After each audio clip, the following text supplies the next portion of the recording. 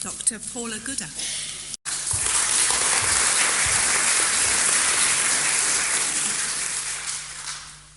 So today we are in hell. And what I want to do, as I did last week, is to begin to talk to you about some of the ideas that you can find in the Bible. But I need to warn you in advance that actually there isn't a lot that we can find in the Bible.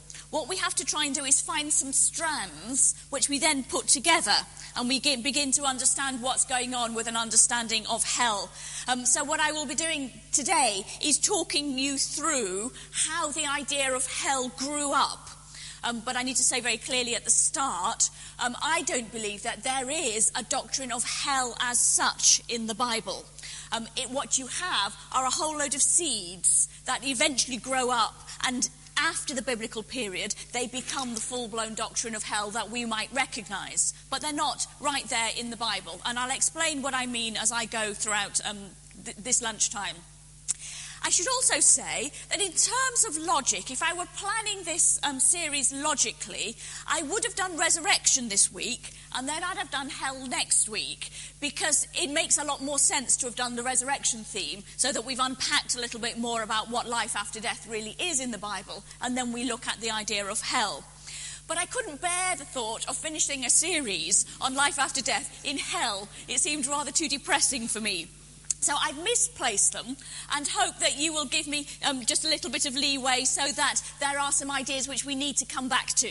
And the ideas we'll come back to next week are the much more cheery ones about resurrection and what that means. So there'll be various things that we need to return to, and you can kind of hold those in your mind until next week. Then that will allow us to be able to explore them properly next week. But of course, the question of what happens to people after they die has two elements to it. And if you look at a number of the biblical texts, you discover that there are, in fact, two fates promised to people after they die. One of the best places to look for that are places like Daniel 12. Daniel 12 is a very important text because it's the first text in the Old Testament that talks very, very clearly about a belief in life after death. So it's really interesting for those of us who are interested in tracing a line of the development in life after death. When you get to the book of Daniel, you can get excited, because there you can find the first text, really, which is very clear about a belief in life after death. And what Daniel 12 verses 2 to 3 say is that those who sleep in the dust of the earth shall awake, some to everlasting life and some to everlasting torment. And so that's where you begin to get the sense that there are two fates going on. One in which people have an eternal life, one in which they have eternal torment. And so it's that theme that we're going to be picking up and having a little bit more of a look at today. But we need to be quite clear, as I've said already, that the medieval picture, depending on where you get your images from, you might have one of those glorious medieval paintings of bodies falling off the earth and kind of tumbling into the pit where there's fires and there's devil with a pitchfork. Or you might read Dante, where you have a very extended understanding of hell and all the glory things that happen to people in hell. But we need to be very clear that those are post-biblical pictures of heaven. But let's just have a look at what we find in those pictures. Oh, sorry, of hell, not of heaven. Got them mixed up catastrophically. We need to be very clear that those are post-biblical understandings of hell, and they have strands. And what I want to do now is point to you the strands, and then we'll go and have a look about where we can find those in the Bible. So let's kind of build up a picture of a medieval understanding of hell. It, of course, involves the devil, and it involves fire, often. It involves something that takes place below the earth, and it has the element of torment about it. So you've got a realm below the earth, which is ruled over by the devil, and it's fiery. There are those kind of elements which are quite clear from post-biblical tradition. The other question, which I'm going to come on to at the end of the lecture, is who goes there? The question in which we're all very interested, I imagine. So we'll return back to that question at the end. But I want to start with those four strands: the devil, fires below the earth, and the eternal torment, and begin to ask the questions about where we find evidence of this within the biblical narrative. So let's start with the devil, which is a very good place to start when you're looking at ideas about hell. And it may be a surprise to a lot of you to discover that actually there isn't even a full-blown picture of the devil in the Bible. It develops as time goes on in the biblical narrative. But let's start with a first encounter with the devil, which I think is a very interesting one. And you find it in the book of Job. And some of you will know the story of the book of Job. In case you don't, let me just remind you of it. It is the story where God is in heaven, and the sons of God come and talk to God, and among them is a character called Satan, or Satan, as we would say it in English. And Satan says to God, I've been walking to and fro across the earth, and I've observed this person, Job. Now, he seems to be I'm paraphrasing, you will understand. He seems to be a very faithful person. But let's just try him out a little bit and see how faithful he is when difficult things happen. And then you'll remember the rest of the story of the book of Job, where his children are killed, his crops are taken, his animals are taken, and he then eventually has physical illness. And it all seems to come out of this conversation between God and Satan. So the question is, who is this Satan? Where does he come from? And what kind of tradition can we have about him? The interesting and first thing to notice about him in the book of Job is that he appears to be an angel. He seems to be part of the heavenly court. He is somebody who, alongside the other angels, actually comes to God and has conversation with him. Actually, the word Satan, and I'm saying it in the Hebrew pronunciation rather than English so that you're clear that I'm talking about this Hebrew character, the word Satan means the accuser, the one who asks questions. It's almost a kind of a barrister role that you find for this character. So God has a particular policy, and Satan comes along and says, are you sure? Have you not thought about this? What about that? And you can trace this character quite a long way through the biblical texts. So he isn't evil per se, but he is somebody who questions, he accuses, he opposes. And the interesting thing to recognise about him in the book of Job is that his name, Satan, comes with a definite article, the word the. So he's not called Satan, capital S, proper name. He's called the Satan, as in the one who does the accusing. So early on in the biblical tradition, it's not a name, it's more of a description of the kind of thing that being does. And as you go on through the biblical tradition, what becomes interesting is that the definite article drops off and it becomes a name. When in English you might give it a capital letter. So rather than just being the accuser, he becomes Satan, proper name. And what happens over time is that Satan actually stops just having a role, the one who asks God questions, and becomes somebody who, by definition, opposes God. If you see the slight distinction, the first one just has a general role of checking that God knows what he's about, and then it develops into the idea that he is actually the opponent of God.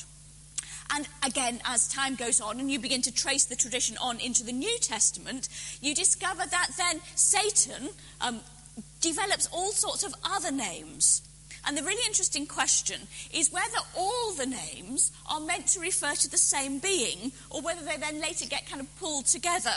So, for example, there's Satan, which is the Hebrew name. There's Diabolos, which is the Greek translation, really, of Satan. So Diabolos is what we would normally translate as devil. But you also get Belial, Beelzebub, and various other words that you will recognise from the New Testament texts. And one of the interesting questions is that all the same person who has a different name each time?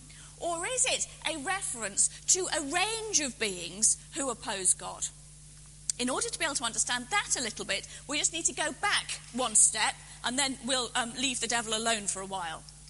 But to go back one step, it's important to understand something about the tradition of the fallen angels, because the fallen angels become a very, very important strand in Jewish understandings of God and relationships with God.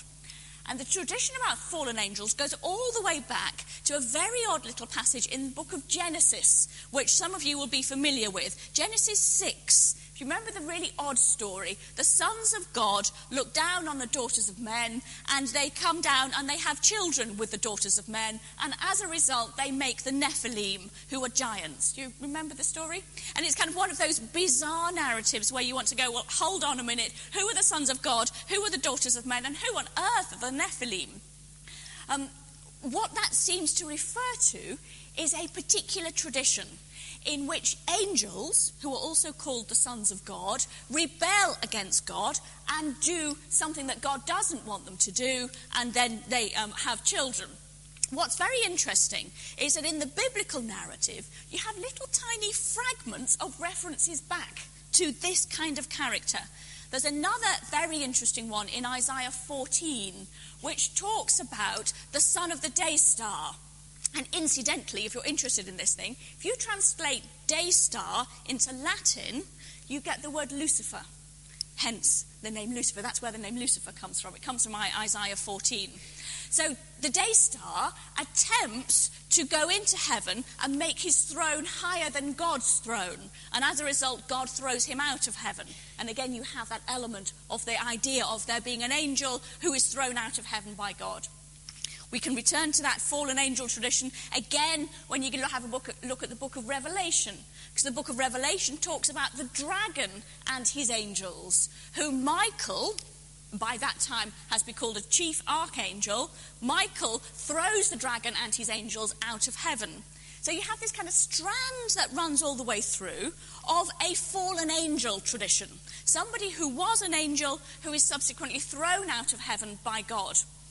And that idea seems to become coupled with the idea of somebody who opposes God. You can see how they kind of come close together, and then the idea about the devil grows up in the post-biblical period. So, as I've said about hell, exactly the same thing happens about the devil, which is that there are all sorts of strands which kind of wander around in the biblical narrative. You have the idea of people who oppose God, who are angels. You have the idea of there being one person who oversees all the opposition, who has his own angels. You have the idea of there being fallen angels, and they come together eventually and come into the full-blown picture of the devil. And one of the challenges for us is to try and work out how developed that understanding of the devil is in the biblical period. Well, it's a challenge for me anyway. You can probably not worry about it so much. But people like me who are interested in this, one of our concerns is to try and work out quite how far these traditions develop in the biblical period. So there we start with the devil. So a good start for exploring the idea of the theme of hell. Where might we go next? Well, the next place we might want to go is the idea of it being down there. I mentioned last week that if you ask anybody, and said, can you just point at heaven for me, they would normally do that. In the same kind of way, if I asked you, a random person on the street, and said, can you point at hell for me, they would probably do that. It's the idea that has developed up over years and years and years of history. The first thing that you need to be aware of about the biblical tradition is that there is nothing to connect ideas that we would recognise as being kind of like hell, and we're going to come on to those in a moment, so stuff about the fire and the eternal torment. There is nothing in the Bible that connects that with down there.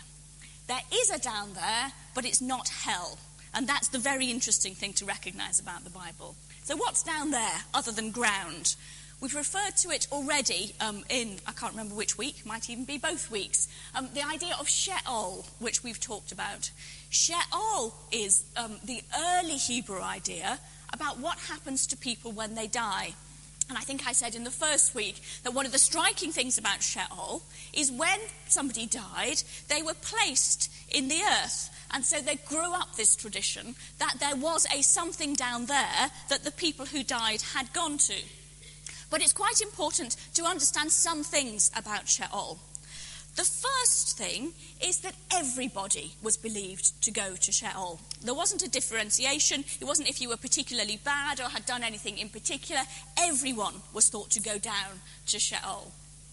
And one of the big things that we can't quite work out is how much of an existence people were thought to have. Did they exist in Sheol, or was it just a kind of a shady existence? If you think your way through some of the Psalms that you know, then you'll recognise that actually it's really quite open about what people thought about Sheol. They thought that they could be captured in Sheol. So you have some of the psalmists saying, "You let me out of Sheol, you freed me from the captivity of Sheol," which seems to be using it in a kind of figurative kind of way. But it does have that idea of there being some kind of shady existence. It's not good, it's not bad, it's just neutral. But another thing that's important about Sheol is that you cannot get out of it, but God can go to it. One of the really important strands of tradition that runs pretty much through the Psalms is that God is not absent in Sheol. We cannot leave it, but God is present. And that seems to be an important element for bringing in this tradition about our understandings of hell, is that Sheol is not a place in which God is absent. It says over and over again in the Psalms that God can reach even down to the depths of Sheol. So God is encompassing the whole of Sheol. And also, by the time you move on to the later period, when they do start to believe about resurrection, one of the strands of belief, which we're going to come back to next week, is that when the people were raised, they were raised from Sheol. They were raised from the dust of the earth, from down there, and they were raised into a bodily existence. So it was the idea that Sheol was the place where you stayed while you were waiting for resurrection. Or should I say, to be absolutely accurate, it is a belief that some texts had. Other texts had other beliefs. And like I say, we're coming back to that next week, but just so that you are primed for that. So we've done devil, we've done down there, which we've established is Sheol. What else can we find in the Bible that kind of gives us the background for understanding the idea of hell? We actually need to bring in an understanding of punishment, because I think punishment is a really important element in order to be able to recognise where our understandings of hell came from. It's not actually something that a lot of Christians today feel very comfortable with. We are very much more comfortable with a God who loves us and wants to redeem us and cares for us. And it's really important that you hear me saying that I passionately believe in that kind of God. But I also see, within the biblical tradition, the other side of that God. And it seems to me that we need to recognise that it's not a different God. It's not a mean, nasty Old Testament punishing God who's not like our lovely, loving New Testament God.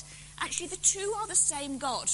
If you read your way through the prophetic texts, through Hosea, through Amos, those kind of texts, what you discover is that the reason why God punishes the people is because he loves them. That's the kind of whole way in which that idea is set up. God does not want to punish the people of Israel. God is not the kind of God who likes to punish the people of Israel, but he does so out of his great love for them. He wants to be able to help them to be the people that he wants them to be. And you may remember, and again I can't remember which week I said this in now, that one of the things that we observed is that, it was last week I think, that kind of where the idea of life after death began to develop was the idea that when they were suffering enormous persecution, they began to say, surely there must be a reward beyond this life. Surely there must be something that will happen to me that will give me a reward beyond the life that I have. And it's possible that it grew up around the idea of people being martyred. When they began to die and to realise that the reward wasn't coming now, they began to look forward for a future hope when the reward would come in the future. Exactly the same kind of idea, I think, needs to be associated with punishment. Because if you expect that the God who is a just God will always give people their just rewards, then if you have been good and your reward has not come in this lifetime, it's an obvious extension to say, well, it will come later. But you have to understand that the converse is the true as well. That if you observe somebody doing particularly evil deeds, then you can see how that belief, that eternal torment would come for somebody after death and the two come together side by side. So another element that kind of gives rise to an understanding of hell, I think, comes from the Old Testament understanding about punishment.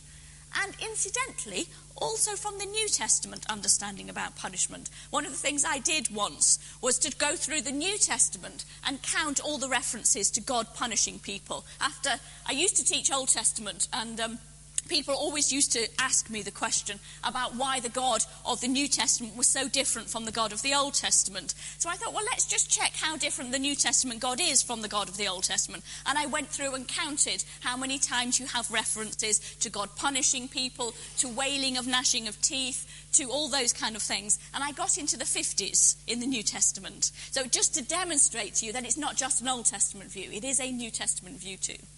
So we've got the devil, we've got down there, we've got punishment. We now need a bit of fire to get our hell going. So let's just have a look at the idea about fire and where it comes from. And one of the interesting things is that there are two sources for fire that go on in particularly the New Testament texts. The first one, many of you will have heard of, which is the idea of Gehenna. People have heard of Gehenna? And Gehenna is an interesting reference. What you will discover regularly in the New Testament text, particularly in Matthew's Gospel, is a reference to the Gehenna of fire. And the Gehenna of fire... Sorry, I just dropped my mat on the floor. The Gehenna of fire refers to a future something that will happen to a certain category of people, the category we're going to talk about later. So the interesting question is, what was Gehenna and why was it talked about regularly? Let me just put a little footnote in here because it's quite an important one. At some point in all of my lectures, I have to have a little grumble about English translations. This is my moment for this lecture.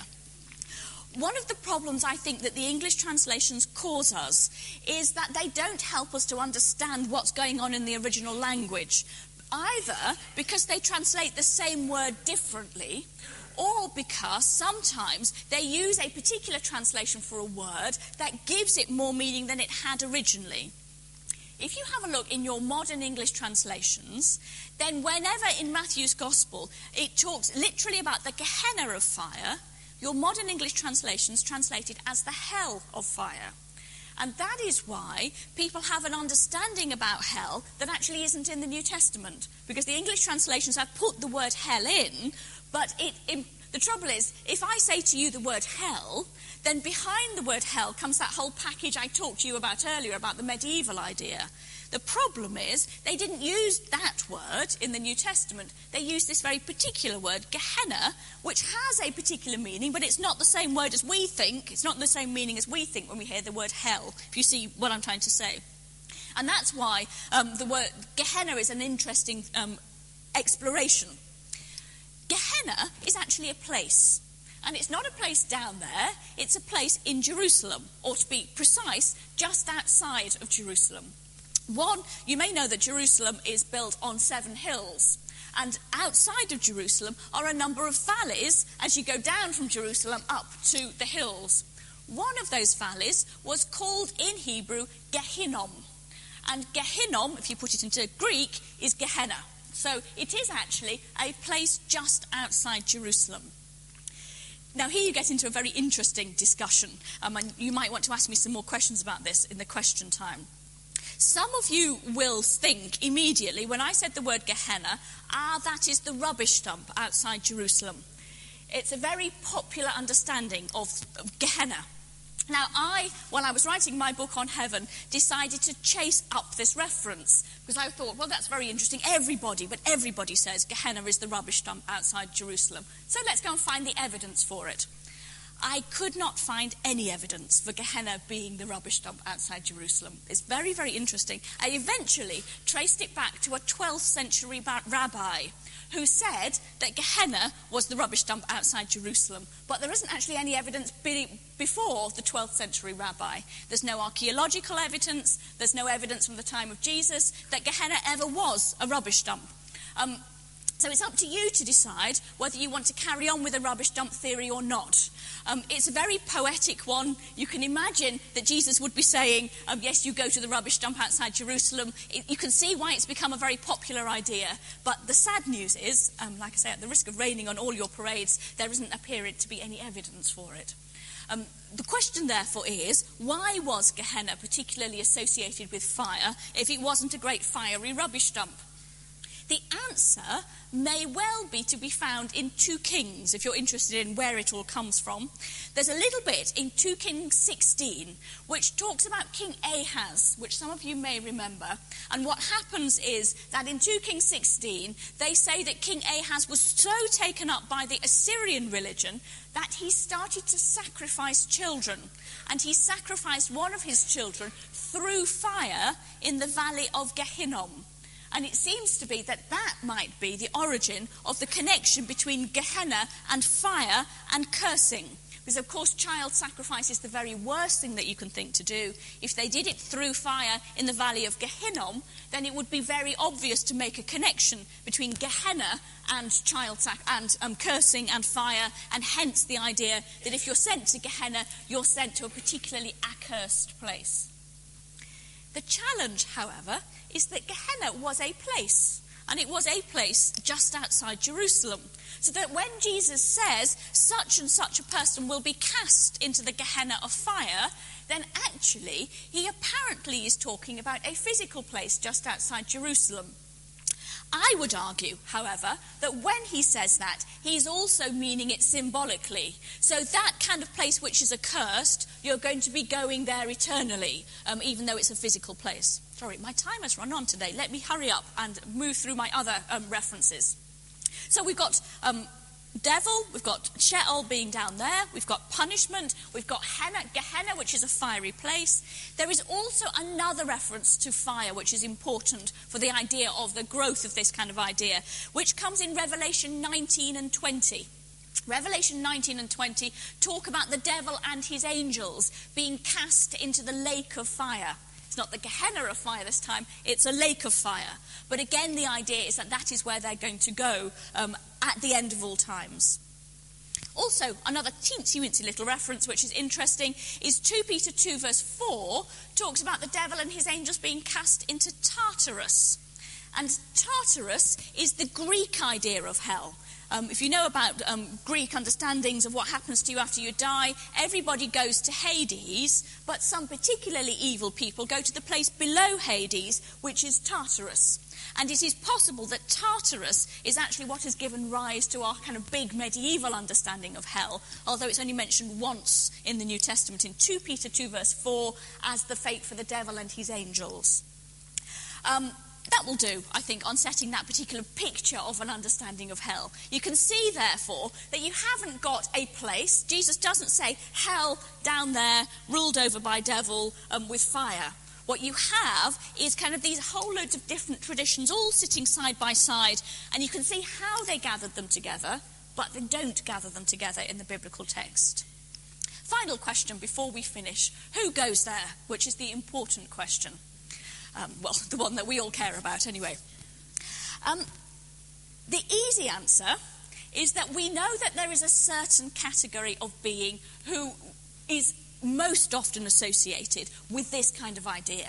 And that category of being is the devil and his angels. If you go through the biblical narrative, the beings that are most often associated with Gehenna and the lake of fire and eternal torment and Tartarus are the devil and his angels, who we were just talking about earlier.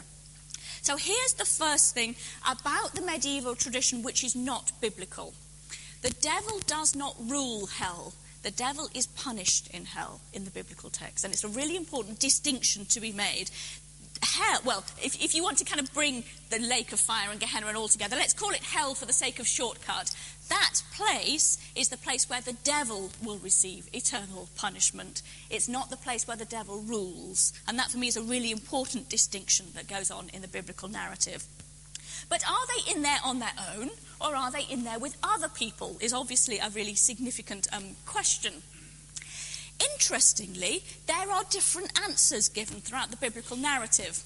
The book of Revelation talks about the devil and his angels, and then in Revelation 20 gives a list of other people. And what really interests me is that the list of other people are all people who, like the devil and his angels, oppose God. So they are people who take up the tradition of being the opposer of God, and it's all of those people who are thrown into the lake of fire. The text gospel that is much, much more challenging is Matthew's gospel, which, if you read the lectionary, you're coming up against this year. And one of the things that you may be aware of Matthew's gospel is one of Matthew's favourite phrases is the weeping and wailing and gnashing of teeth, or kind of however you translate that. And Matthew talked regularly about wailing and gnashing of teeth, and he also talks regularly about Gehenna. So one of the interesting questions is, who does he think is going to this particular place? The answer is more often than not those who are sure that they're not going. If you go through the biblical text, the Matthew text, and have a look at who he suggests is going, it is all those who are absolutely confident of their own righteousness. Over and over again in Matthew, it's the people who are sitting happy and pretty and going, I'm fine. They're the ones that Jesus says, you are going to a place of wailing and gnashing of teeth. The other thing which is interesting to notice is that a number of the parables that Matthew uses are the idea that you do not know until it happens. If you think about, for example, the wheat and the tares, which is a Matthew parable, doesn't appear anywhere else, the point about the wheat and the tares is you can't do anything about the tares, the weeds, without damaging the wheat. So the wheat and the tares grow up together, side by side, with apparently both of them living the same existence, and then at the end they are separated. The same happens in the parable of the sheep and the goats. The same happens in the great catch of fish, where some are kept and some are thrown into the Gehenna of fire. So the idea is you do not know whether you're going there or not until the decision is made at the end of all times. I've more than run out of time. I've gone over my time, so I must stop now. But can I prime somebody, if you would like to ask me a question? And then I get to go another 2 minutes on the thing that I did want to tell you about, which is when do people go to hell? So if you're thinking of a question that you want to ask me, that's a really good question to ask later.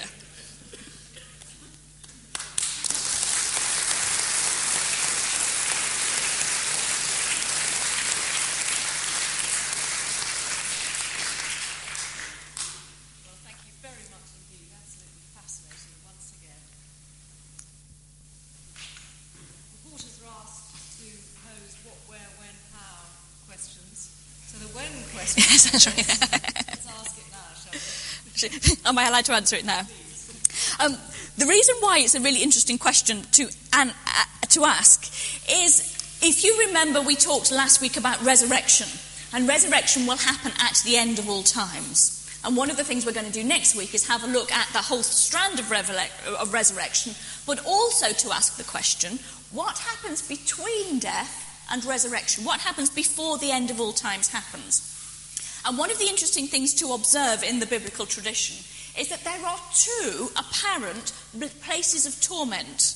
There's the torment that happens between death and resurrection, and there is the torment that happens after resurrection, which goes on forever. So you've got temporary torment versus permanent torment.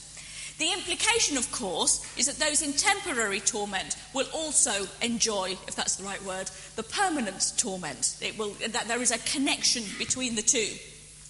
But what is quite interesting, if you, for example, think about the parable of Dives and Lazarus that we looked at last week, Dives was in the torment before resurrection, not the torment after resurrection. And you asked me the question about purgatory last week, and this is what allows me then to kind of come back to that question, which I think is interesting. It is just possible in the biblical tradition that the torment before resurrection is what gives rise to the purgatory tradition. So that there is the idea that you can be in the torment before resurrection and not afterwards. And that's where I think the kind of idea of purgatory grows up. Just like most of these ideas all grow up in the post-biblical period, and purgatory, I think, is one of them. But that's one of the strands that kind of allows it to grow up later. Yeah, fascinating. Good. Right, let's take some questions from the floor now. Yes, a prompt hand up there.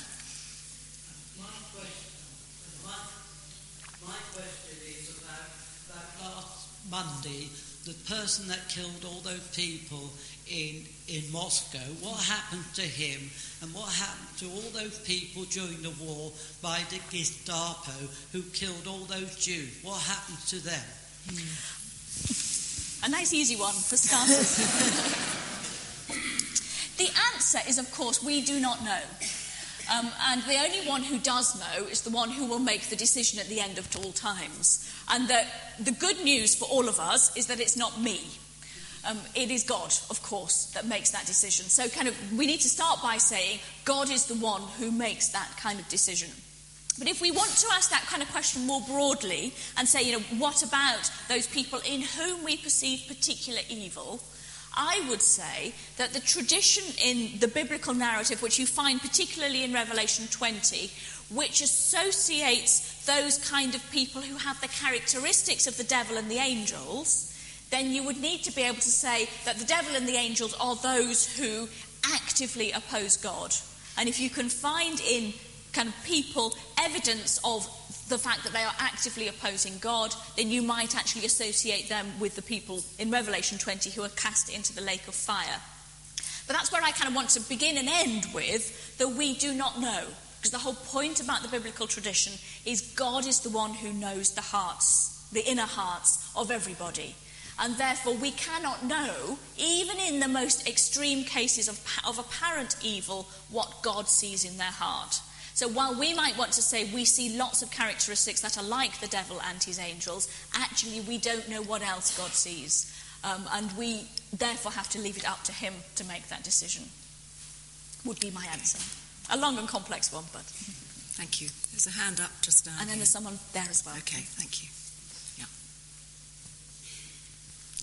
My question is, starts with the statement that I find the whole idea of hell quite a stumbling block, and I wonder how you find it, and whether you find it a stumbling block, and how you resolve that, if at all. Thank you. A really, really helpful question, because it was something I was also going to say, but ran out of time. It is, I think, one of those issues that causes us, I think a lot of us have a real problem with it. And that is why I am very interested in the biblical narrative about it. And that's why I came to it in the way that I did. Because I do not see in the biblical narrative exactly what I'm told I should see because of the post-biblical tradition about hell. And therefore that's why I was trying to unpick the bits and say these bits I see and these bits I don't see. And so I think what you have in the biblical text is an understanding that if there is to be reward, there must also be something else. And there's also an understanding that there are some people, the one who opposes God being the most obvious one, the devil, who will be, who will suffer something. What the fascinating stuff about the language of fire is actually whether fire can produce eternal torment or not, because of course it would require fire not to burn up the person entirely in order for the torment to be eternal. And so actually even the Bible is fuzzy about what's going to happen. It is a fire, but whether that's going to cause eternal torment or just a little bit for a short while and then it's gone, is not clear at all in the biblical text. And I think what it's trying to say, you can get underneath what it's really trying to say, is that there will come a time when there will be no opposition to God. And the pictorial language that it uses is attempting to point to the time when there will be a new heaven and a new earth. Heaven and earth will be perfectly united, and there will be no longer any opposition to God. And I think that's what it's trying to say. Personally, I think we get too caught up on, are you going there or not? Because I don't think that's what the biblical narrative is trying to say. What it's trying to say is give you this glorious vision of the time when there will be no opposition. And then you ask the question, well, how will there be no opposition? And then it gives you the answer for how there will be no opposition. But we've kind of taken these tiny, weeny little seeds of trying to give you a glorious vision of the future and blown it into this enormous doctrine, which I just don't think is there in the Bible. So that's it's a sideways answer to your question, but it is for me quite an important one, is that I don't feel obliged to believe in hell as it's traditionally been stated, because I don't see it there in the biblical narrative, and I've looked really hard. But I see other things. So. Is it down here? Yes, there's a question just down here in the second row.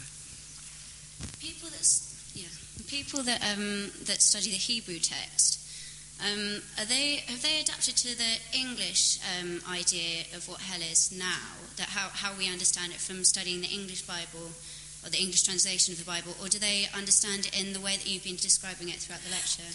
In the way I've been describing it, what I've been describing is a kind of it's a Jewish understanding of where hell comes from and what it means. And because, of course, they are not influenced by a lot of the Christian medieval artwork or traditions about it.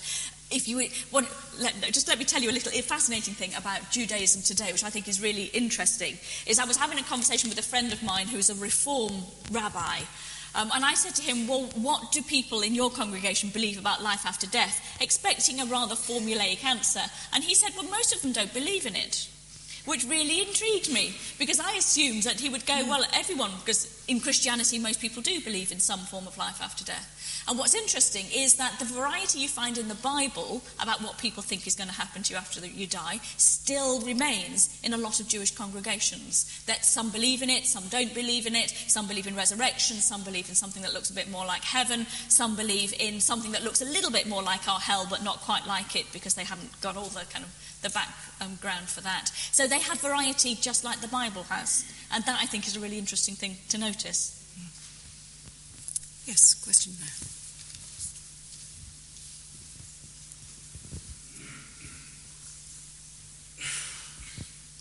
I just wondered where belief in Jesus comes in all this. Thank you. A great question. Thank you. And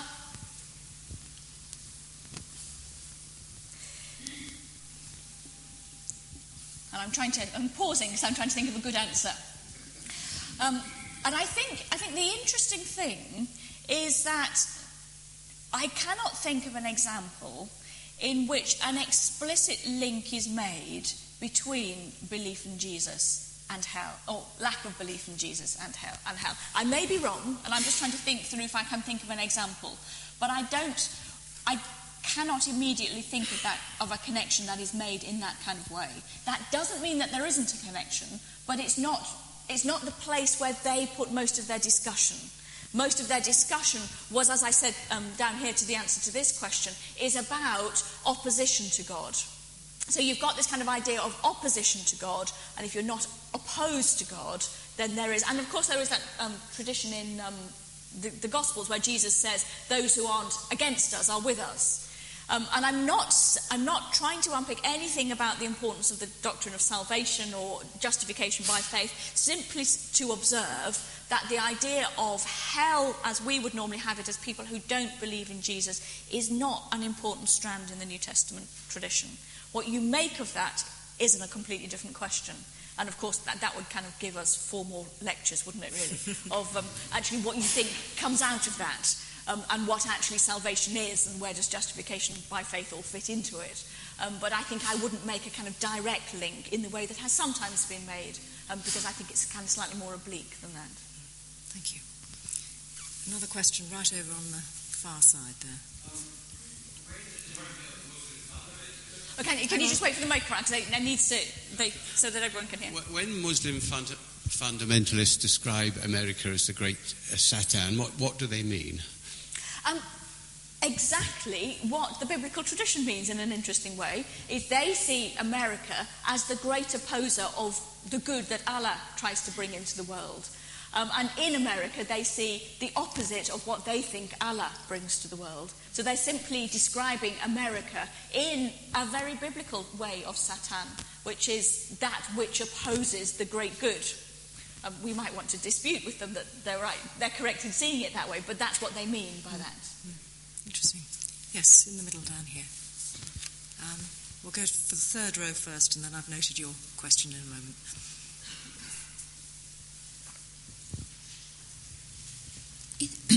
In the Creed, we are told that Jesus descended into hell and then rose again from the dead. Yes. And I know a lot of people feel, what happened? What do we mean when we say that? Good question. It's a great question, to which you won't be surprised to know there isn't a very easy answer, but it is probably a reference to texts in the Petrine epistles which talk about Jesus descending to the dead. And descending to the dead is going down to Sheol. So what you have, I think, in the Petrine epistles, which I think are very interesting, are some of these leftover remnants of an understanding of Sheol, that those who have died are down. And because we think down is hell, then it's become associated with hell. But it seems much more likely not to say that Jesus went to hell as in that full-blown version of hell that we talk about later, but about the place where the dead are waiting for resurrection, which also makes that little bit of the creed a little bit easier to understand in a way. How does this fit in with the idea of harrowing of hell? The harrowing of hell. Yes. This is where you have you find a variety of things that are going on, and kind of the idea of the harrowing of hell is the idea, I think, in Sheol that there is that it's a shady place. I mean, it's not so much torment perhaps as just shadiness, but it's an interesting one to which there isn't an easy answer, as you can gather, because I'm fumbling around a bit. Okay, all right. There's a lady just here. You were going to ask that anyway. Fine. Sorry? Can I ask a question? Yes, do. Oh, the keeper of the microphone, certainly. Absolutely. You'll be glad to know that in The Guardian this morning there is a question about hell. Ah. And what was the answer? That's what I wanted to know. I'm waiting for the answer. The question is very simple. We understand that the musical instrument in heaven is the harp. What's the corresponding one in hell? Well, it'll have all the best tunes anyway. I mean, it would have to be one of those things that gets spun round by hot air, wouldn't it? You know, like kind of wind chimey kind of things. Then, as the hot air rises, the chimes. There, you can write to the Guardian and give an answer. Time is going on, but is there anyone who's absolutely dying to ask? Yes. Quick last question over here.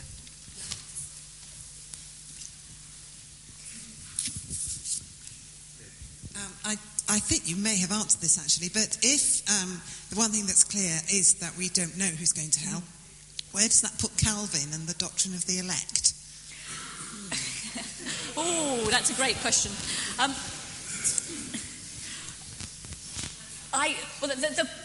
The problem in exploring this whole load of area is Calvin, like many others, develops a doctrine out of the biblical narrative.